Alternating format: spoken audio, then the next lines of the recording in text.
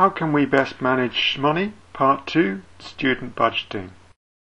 What the student budget is looking like. It's an Excel document. The yellow boxes are blank when you open it up, and they are there for you to populate. For example, here we enter the term, the autumn term. We're saying yes, there are going to be 12 weeks in the term if that's appropriate. You can enter the date of week 1, week 2, week 3, the date that they start each week. Then we've got the income category, which is what we were looking at earlier, and that would be student loan for maintenance, for your rent and things like that. There may be some other grants, there may be some contribution from family, there may be some earnings which you put aside from part-time jobs or full-time jobs, or other savings as well. So we've got a total savings. We've also got the ability to actually add income at the appropriate week as well. But at the start of the term, what we don't know is really how much money everybody's going to spend. There's certain things which you probably will know when we go on to the outgoings, things like rent or accommodation, as to how expensive that is going to be. And here we've got rent as being an assumed £90 per week under week 1 and week 2 and week 3, etc. Then we take a projection as to what the electricity bill is going to be. And this is a provision. It's an estimation. We don't know until we get a bill as to how much it's going to be. But it will certainly fluctuate. Going to be more in the winter and obviously hopefully less in the summer. There'll be water bills as well. There may be a TV license which we need to consider budgeting for. Certainly there will be books and things like that. There'll be food, essential foods. Certainly there'll be some sort of chemist, goods, clothes, most likely, obviously sort of washing and phones, transport, mobiles, and indeed should you have a car, then you can enter the expenses there as well, projected expenses and fuel. Those are really, besides a car, you could argue though that is not essential, but the others are really essential expenses. Then we've got a category in grey to the left, discretionary spending, which is those expenses which we choose to go out, have fun, have a bit of entertainment, drinks, clubs, etc. But ultimately it's our decision, and that is something which we can affect quite easily by saying no or doing less of. You've then got some expenses which are named your choice. You can type over those whatever expenses, additional expenses you might have, and then you estimate them over the 12 weeks. The column which is headed up target weekly expenses allows you to put a target sum in if you're trying to aim for to hit or reduce your expenses. And the next column to the right of that shows the average weekly expenses exceeding the target expense. Now we can see the rent of £90 and we can see the target weekly expenses is £90. So why are we exceeding the target expense? Well, the reason is, if we look right across to the right, what we've actually forgotten is that there's some holiday expenses. The rent needs to be paid during the 3 weeks holiday.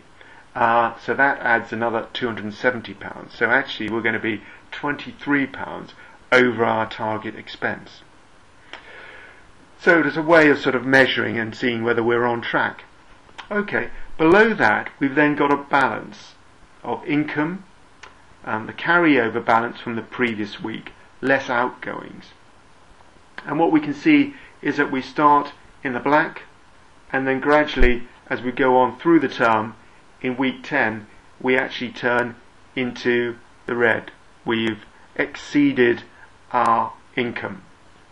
And what we can see there is that we've also got a line which says overdraft facility of £250 and a credit card or additional bank loan of £1,000. That's something which we've negotiated. We know we've got a buffer for that.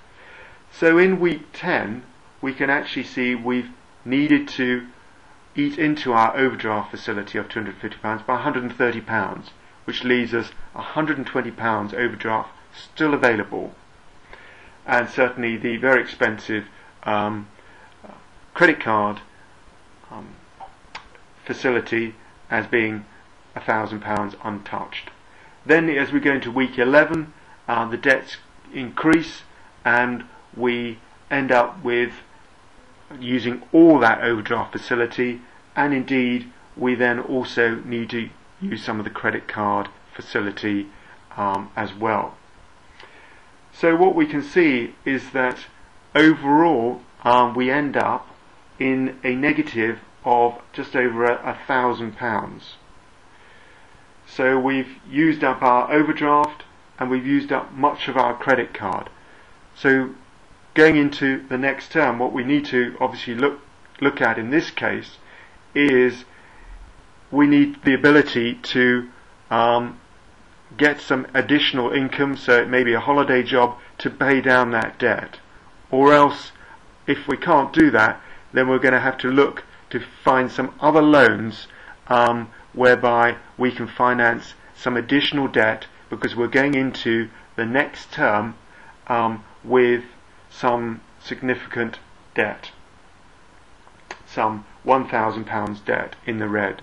So we started this term with 3,150. We're actually going to be starting with a negative of £1,000. We certainly will have the grant, but it's made obviously a big dent into that grant already before we started the term. So, if we've been using the budgeting tool, what we have in front of us pre-populates. And this is a calculator to determine how much you have available to spend on a weekly and a daily basis. So, if you're not using the budget calculator, you can complete the yellow boxes here, and the income and essential expenses. And below that, here there are 3 points. The first point, we can have a look at what is available to spend, excluding using any overdraft and credit card facility, which is potentially here. Or we can have a look at point 2, which looks at using your overdraft facility but not a credit card facility. And finally, point 3, we're looking at fully utilizing your overdraft and credit card facility, and we've got a daily spending money and a weekly spending money allocation there as well. Okay.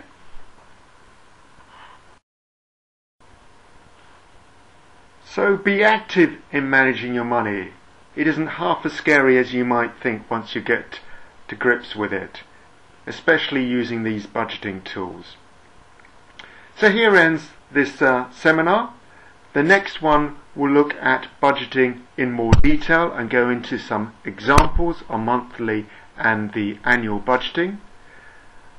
And thank you for your time.